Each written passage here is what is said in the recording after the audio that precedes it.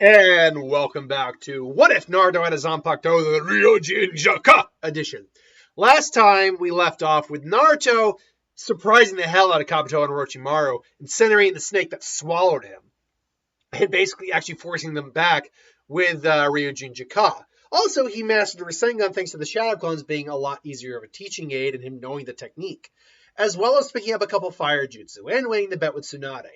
We left off after that with him and Sasuke having their spar fight, if you will. It's still ending in a draw, and him ultimately leaving with the sound form. Now, with that, we cut to after the fact where Sakura wakes up, goes to the Anbu, who then go to Tsunade, and they tell them what happened. Naruto is told about this, and Team Sasuke Retrieval, whatever the team was called, the Sasuke Retrieval team is formed.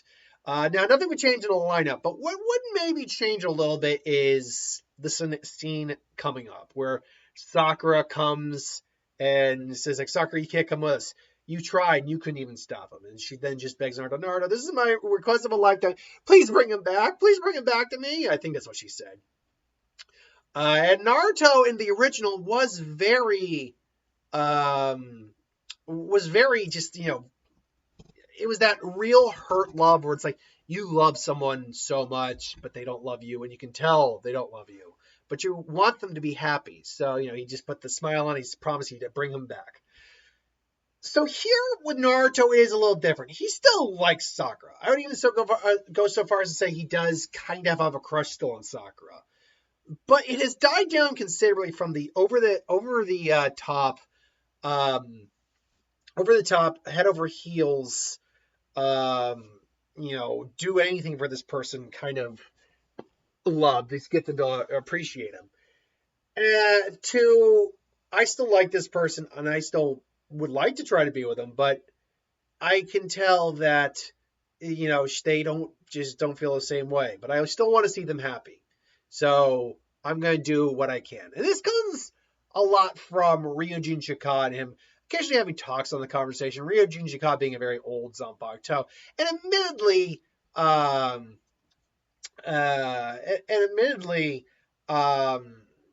it's one of those things where, yeah, he's a sword, but he saw human relationships and experienced human relationships on some level. So he has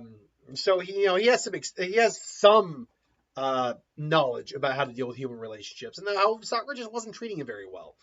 All things considered, even after they did become friends, she didn't treat him well. In the original series, she didn't treat him very well throughout the entirety of the series. Even in Shippuden, when she did improve, she still didn't treat him the best. That false confession, man, that did not do her character anything. It was like she took one big step forward and then enough steps backwards that she was behind the big step. And so, he makes the promise and they go off. And we're going to do a little bit of a speed round thing here. Not too much. We'll basically just address the stuff that changes. The whole Jirobo scenario. And there is a character in Bleach called Jirobo, and who is actually the brother of Jidanbo. But obviously we know the sound for Jirobo. He still gets them trapped in the chakra-absorbing dome. The only thing that would really change is Naruto wonders if activating Ryujinn Jakka would get them out of here. And yeah, Ryujin does say it would, but you would also be roasting everyone in this place, including you and your friends. And Naruto's like, damn it, that's a good point. And then Choji gets them out and they have their fight. Now, something that would change up a little bit is the Kimimaro fight. They all get caught. Naruto's clones get caught in the webbing. He starts playing like, you lucked out to the end, kid. But now it's over. And he hits the clone, pops out of existence. Naruto comes in with his sword. Kimimaro has to do his best to get out of the way. He's able to avoid it, but he gets a cut on his cheek, hits Naruto. Naruto's like, oh crap. It's like, sorry, kid. Sorry, kid, but this is the end. And then, he comes in as he was about to do. And Naruto actually is like, it's like, is it? And then he suddenly channels chakra through his blade, cuts the webbing, and then comes out to Kimimaro, who has to quickly grow some armor to kind of counter it, but it's still able to kind of cut into the armor a bit and throw him back. Kimimaro then suddenly sees the Rasengan coming and then just braces again, the armor cracking, and he gets blasted through a tree trunk. He gets up, having his curse mark activated. He's like, ugh, you can. So Orochimaru warned us you'd be tricky, but channel chakra through a blade is no small task, kid. And he's about to get up, and he's about to make it more difficult before Neji comes in. He basically tells Naruto, you need to go. You're the strongest among us. You need to go and rescue Sasuke. I'll stay here and take care of him. You'll stay here and take care of me, huh? He coughs up a little bit because he's hurt. Naruto and Shikamaru and Kiba get out of there. And the Neji versus Kimimaro fight takes place. Excuse me. Oh. Now, that fight goes roughly the same, but Neji's actually got a little bit more edge in this fight than he did initially. This is due to the fact that Naruto did actually a severe number. He cut into the armor, couldn't absorb all the impact. He got stuck in a tree, and then the Rasengan came, broke the armor he had in, so he did have damage dealt to him, and crashed him through a tree. So, he's not at 100%. I'd say he's like at 70% right now, which is a big drop between 100 and not. So he's he goes into his second form. He's able to launch the arrow, but I think the first arrow that I think hits him through the shoulder misses. It's the second one that does actually manage to get him in the gut. Or was it the shoulder or the gut first? I think it was the shoulder first. So let's go with the shoulder first. This just makes more sense. The shoulder manages to hit him in the shoulder, but misses the gut barely. And that's when Neji funnels the chakra through the webbing and, hits him in the throat and then puts him down. Meanwhile, Naruto, Shikamaru, and Kiba have finally caught up to Sokka, Ukon, and Tayuya. Their fights go about the same, although including Naruto getting caught, his Rasengan caught. It's like, what's the use of that technique if he can't throw it? But Naruto basically just reverse grips his sword with his other hand and and they have to get away before getting a gash. And Naruto hears another voice saying, "You idiot, you had to watch out for his sword." And said, "Don't call me an idiot, you douche." And say, "What?" And their fight's about to go down again until Kimimaro shows up and steals Sasuke. And so Naruto gives chase. Kiba's fight with Sokka and Ukon goes the same. Tayuya's fight with Shikamaru goes the same. It's Naruto where he gets chased. The Fox Chakra does activate. And, he eventually meets Kimimaro in the field where the fight took place. And, he says, you are a threat to Orochimaru's prodigy. I cannot allow anything to happen to this. This is Orochimaru's glorious new vessel. I will end you no matter what. And it's like, give Sasuke back! And he makes a couple clones. They quickly get taken down. Grant these guys blade, and they're just they're crossing swords, and it's not going so well for Naruto. Naruto finally just undoes the clones, just boom, because even though he's got Ryujinn Jakka, he's got QB form activated, Fox form activated, he is still able to use. He's still very much able to think clearly if he lets himself. And so he just, but he's also got rage going. So it's that rational thinking combined with anger, and a little bit of the Fox chakra, which causes some basically demon fire. More or less, he just whispers like, I'm gonna burn you to cinders. All things in the universe turn to ash. Ryujinn Jakka! And Kimimaro again was told about this. And like, so this is what Orochimaru said. And he just feels the heat. And he's actually concerned that the container that Sasuke's in is going to end up burning. And Naruto actually says, don't worry, I'm not going to be aiming for Sasuke. He said, this is all for you. And just starts wailing Kimimaro, who does not have a defense against energy-based attacks. Lightning, fire, he has no real defense for that. The best he can do is thicken up the bone under his skin and try to, maintain from that. The bone shouldn't have any real nerves, so he can avoid the pain, but the heat is so intense, he's getting blown around. Naruto goes for the container, only for him to get kicked back by Kimimaro. Like, you will not take it. And take Lord Orochimaru's true vessel. and he activates his curse mark and goes to the first stage. Him and Naruto clash. Unfortunately, Kimimaro is still very much on the losing side of this. They just boom. Like he has a sword, but the sword just gets quickly incinerated, and he's just getting burned and melted. And finally, he just says, "Screw it! I'm going full out, second form." And he just summons the forest of bones for Naruto. Just finally says uses the technique Nadagiri and just slices them clean off, like just like near the base. And Kimimaro just tries to show up from behind Naruto, but from Naruto just enhances all the flame coming off of him. Just and they just clash one more time. For Rock Lee eventually does show up. It's like, Naruto, my word, what happened here? Gar also shows up too. Just, I'm not sure. Like they could see the fire coming off there, and like this entire area is scorched. The forest is also starting to catch fire.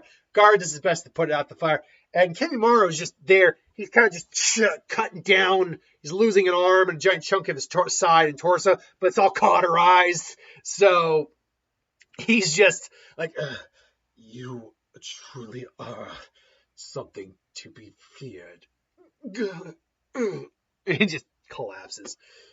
Lord Orochimaru, forgive me. And then Naruto, are you okay? Naruto, oh, Gaara, Rock Lee, what are you doing here? And he finally calms down and deactivates Ryujinn Jakka. He's tired out from that, but he can still fight if he had to. And so he goes, but they actually notice that through all this, the container that Sasuke is in is open and it's empty. And he's like, what the hell happened? Like, Sasuke must have gotten away. And I don't think none of them are censors, I think. I think Naruto is able to pick up the trail pretty quick. And he follows after him and faces off with Sasuke at the Valley of the End. And Sasuke asks him, don't stop following me. Why? It's like, why do you care? Because you're my friend. It's like, so be it. And their fight begins anew. And Sasuke is able to push the advantage of Naruto because Naruto's not really trying. He's also tired out from using Ryujinn Jakka to that extent. And he doesn't want to have to use it against a friend unless he absolutely had to. And eventually he gets to the point where Naruto is just floating in the water after being hit. And he's like, well, that's it then. There's no doubt about it. You really mean to kill me. So and Naruto just gets up. You get the music going. Summons the clone. And they start going at it toe-to-toe. And Naruto is bringing the sword up, and Sasuke is doing his best to avoid it. But now Naruto's adding chakra and slices the kunai using the block, kicks him straight back with a round kick or a back kick. Sasuke goes like almost skidding for the clones come up and just lay everything they can on him. He does fire style, fireball jutsu, fire style, fire dragon jutsu, and they just engulf Naruto's attack. Wins. He's got more chakra and it's a stronger attack. Sasuke has to get in the way before Naruto comes in and just puts him into the wall, having the Fox's chakra activate again. Naruto doing everything he can not to kill him, but Sasuke just puts the Chidori, reactivates the Chidori, puts it through his shoulder. He's able to heal from it, but it's not looking good for Sasuke in this because Naruto's like, I'm not going to have any choice. But he remembers the curse mark Kimimaro used and that he was able to at least kind of survive Ryujinn Jakka when he went into that next form. So he's kind of waiting to use a Ryujinn Jakka against Sasuke when he goes into whatever form that next form is. Sasuke comes in again. Naruto now has a Rasengan. They clash. Boom. Both their hands kind of go limp a little bit. Naruto's like, I can't hold on to this much longer. And ultimately he does kind of get the head into the ground that should have broken his neck and killed him instantly moment. Where, the fox finally grants him another tail of chakra, or the first tail of chakra.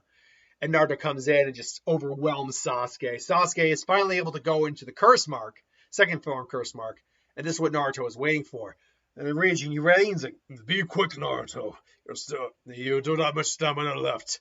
And I cannot guarantee I won't kill him. Don't worry. I promise I won't. Because he remembers what he did against Gaara more than anything else. So he, swaps some flames at Sasuke. Sasuke's wings burn up, so he can't do the flying bullshit this time around. And Sasuke's like, one last time. Ah! And then Nakiri. And then he deactivates Ryujinn Jakka right at the moment, like he did with Gaara, create that vacuum pressure ability. So right before Sasuke gets in, just boom, boom, and Sasuke just goes boom, shot like a bullet into a wall. Just, damn it. And Naruto just sheathes his sword shakily. Come on, you son of a bitch. And he just got him on his shoulder. And finally, Kakashi says, Kakashi Sensei, Naruto, are you? Yeah, or he's alive. Don't worry about it. But what about you? I'm just really glad to see you. And he just passes out. And so they wake up. Naruto wakes up and the hospital's like, what happened? Where am I? It's Sasuke? Sasuke's fine, Naruto. You stopped him. You brought him back. It's like, thank God. Where is he now? Right now he's under intense. Right now he's in another hospital wing under Anbu guard. After all, he did just try to avenge the village for a known missing nin. And Sasuke and Naruto just kind of, it sucks, but I can't say. Naruto basically isn't surprised. Is what we're gonna get. Is that what we're gonna get with? Where's everyone else? How's everyone else? Choji, Shikamaru, and Kiba are fine. Only minor injuries. Neji is a bit more serious, but he should be good too. Choji, however, was in a pretty serious condition, but he's stable. Well, that's good. And Naruto gets out of his bed. You can't leave yet, Naruto. You gotta chill out just a bit longer. It's like, come on. It's like, nope, doctor's orders, I'm afraid. And so another day goes by, and he wakes up and he sees flowers are there, and that's nice. I mean, he wonders who sent them. Sakura, maybe? But, Jiraiya comes in and says, hey, Brad. It's like, hey, for every stage, stop calling me that. I see you had some visitors. Yeah, I think Sakura left them. And to which Jiraiya knows that's not who left them. He's like, actually, I find that hard to believe, seeing as she's been in Sasuke's room the whole time. And that just really doesn't sit well with Naruto. It's like, she's been in there the whole time? Like, she didn't even come to visit me? Then I wonder who left the flowers. And he's like, and Jiraiya knows, but he's not going to tell. It's like, why ruin this? Why spoil the fun? And so, anyway, he basically says, like, I got to hand it to you, Brett. You did good. You did something I wasn't able to do. You were able to bring your best friend back. Whether or not he's here physically, but whether or not he's here with you, I guess is still left to be seen. But you did good. And so Jiraiya just compliments him on that. And he's going to be stuck here for this foreseeable future. You and me, though, we got a training trip to plan. What? Yep, 3 whole years of training. And Naruto is just like, really? Why? I mean, not that I'm complaining. It's like, look. They're Itachi's brother, the organization he works for. They're going to be after you, kid. So we're going to have to do the best to get you strong enough to take these guys on. These guys are no pushovers. And so Naruto agrees. He spends a couple days, an extra day in hospital, and then getting ready to leave. And he's getting sent off by his friends, the few friends he has. Sasuke doesn't show up. Sakura does show up, I think. Because I think she gets a little bit of look, Sasuke's not going anywhere, but Naruto is. You should really go see your friend off, the guy who brought Sasuke back. And I think maybe like Shizune or Kakashi or something like that is like very blunt about that. Like, stop fangirling over your teammate and go see your friend who actually brought said teammate back because you asked him to. Well, not solely because you asked him to, but still, help. And go be a good person. And so she does, and she sees him off. I don't think Hinata sees him off. She didn't see him off the last time either. And so the 3 years of training commence. I will not go into any real details about it, just because it's not saying seriously. All you need to know is he gains all the experience he gained originally. He can do the Great Ball Rasengan without a clone. He can still access the three tails of the Fox's chakra without any difficulty. And he learns a couple more fire jutsu as well. Does he learn Bankai over the 3 years? I'm not going to lie. I do not think so. Zanpakuto no Itachi is not something that I can just give Naruto willy-nilly. That's a level of power that will just end everything if not careful. But I could argue too, maybe he could. I'll say this. Be it with Shikai or Bankai, people in the Leaf Village noticed days where it seemed hotter for some reason than it normally was. Um, and so, yeah, interpret that as you will. Does that mean I give him Bankai, or does that not mean I don't give him Bankai? We'll find out eventually. Just because I give him Bankai, dude, just don't expect him to be spamming that shit, because unlike some other Bankais, Zanka no Tachi is not something that can just be used willy-nilly. It is not that. It is well beyond that type of power. Papa, what are you go chuffing at? What are you chuffing at, Papa? Anyway, so it will end with him coming back to the Leaf Village. Same wardrobe I gave him in the original one. The last outfit combined with a sage cloak with inverse colors. Orange flames and a black coat.